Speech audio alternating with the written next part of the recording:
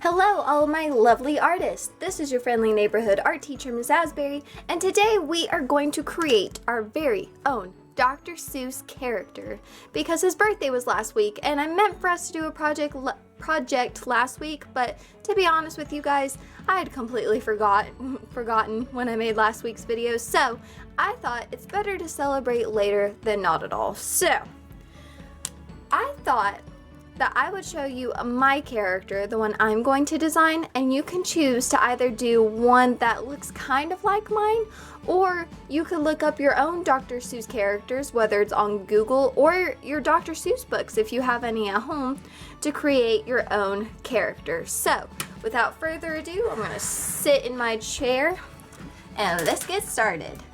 So, the character I'm going to attempt is based off of one of Dr. Seuss's books, and it's called, I think I'm getting this right. It's the Tizzle-Top Tufted Mazurka. And what I like about the Tizzle-Top Tufted Mazurka, say that 5 times fast, is that it has a really long neck. So, because it has a really long neck, that means I'm probably going to start with my head way up here to give myself room for the head. So, a lot of Dr. Seuss characters, they usually have a really long pointed nose. So I'm going to say mine's looking off to the left. And I'm just going to start with just a curved line for my triangle nose. And I want it to go up into a smile.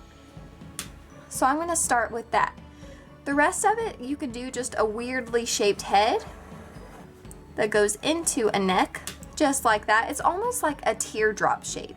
And if it helps you to draw the teardrop shape and then the neck, that's fine. That's why we like to start with pencil first, in case we want to erase some of our planning sketches later.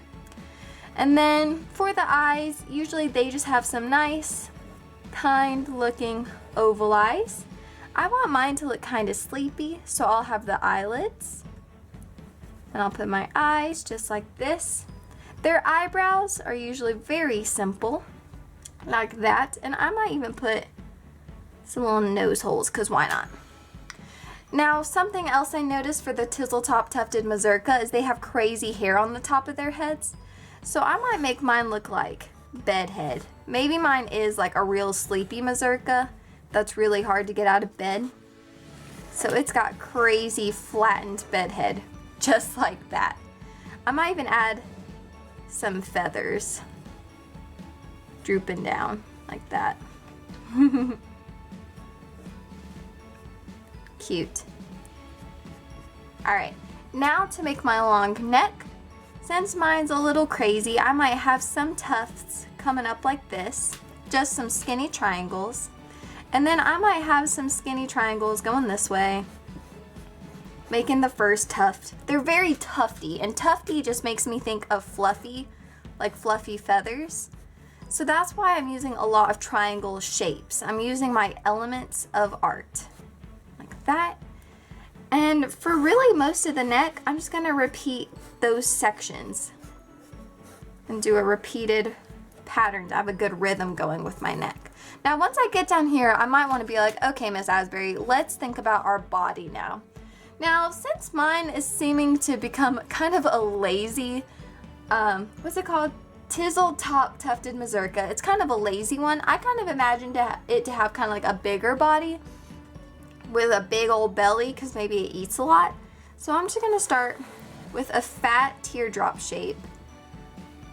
And when I start this other one, I'm going to turn that teardrop shape into its arm. Just like that. And then I'll continue the body up and stop where it hits the arm, just like that.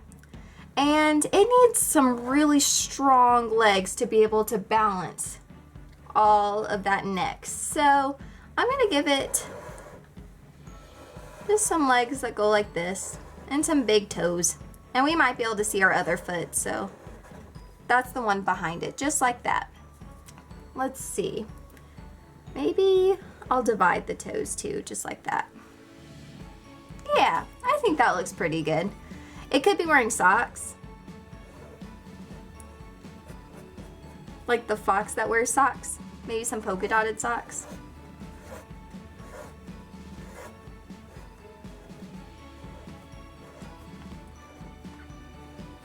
Perfect. Okay, now he's very snuggly. So before I start coloring, some other details that really make this Dr. Seussy are the details. And what I mean by the details are sometimes we want the texture of feathers or fur that we see on his characters. And you might want to look some up on Google to see what I mean, but a lot of things I've noticed is just a repetition of lines following some of the lines on his animals. So I'm following the curve of the belly here and the curve of this arm. I might put some lines in the neck to show where they are crazy, maybe coming up. And some of them have crazy chins. So to show a chin, all you have to do is put like a smiley face line under your mouth to show kind of just a nice wobbly chin. So I think I might have his tongue sticking out, because why not? There is my funny Tizzle-top tufted mazurka. Now I think I'm going to start coloring him, but before I do, I'm just gonna make a small background. You don't even have to make a background for yours if you don't want to, but I just want to. So for my background, think Dr. Seuss. And because I'm thinking Dr. Seuss, I'm gonna make just some quick truffula trees from the Lorax out of mine, just like that. Just some quick ones. I don't want too fancy of a background. I don't want to take too much attention from my creation.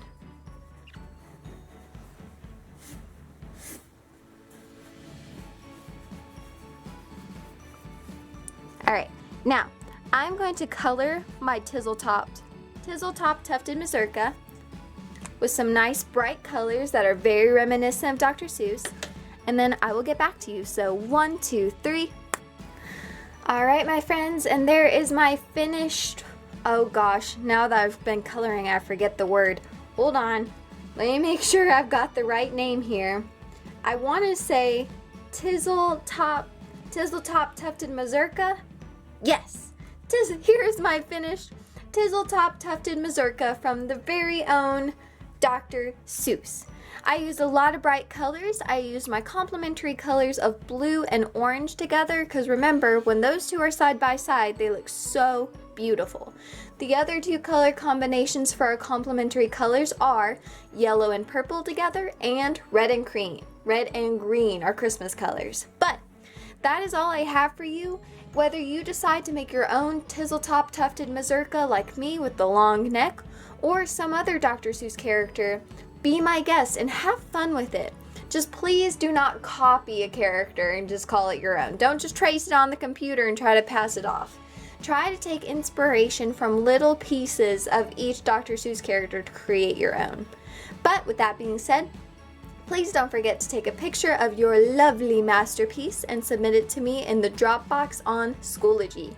And I will catch you all next week. Have a wonderful rest of your day, guys. Bye.